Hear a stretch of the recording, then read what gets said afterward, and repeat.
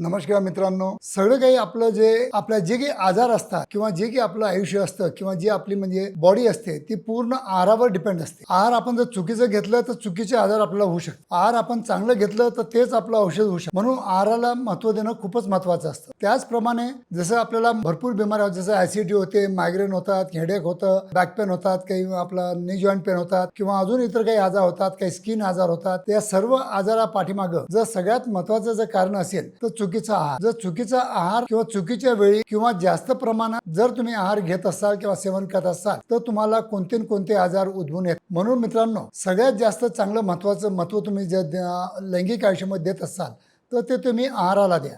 कारण की आहार जितकं चांगलं आपण पौष्टिक घेतलं, जितकं मिनरलयुक्त, व्हिटॅमिनयुक्त किंवा प्रोटीनयुक्त जितकं चांगलं आहार घेतलं तितकं आपलं सेक्च्युअल स्टॅमिना, सेक्च्युअल पॉवर चांगलं मेंटेन ठेवण्यासाठी आपल्याला मदत होते.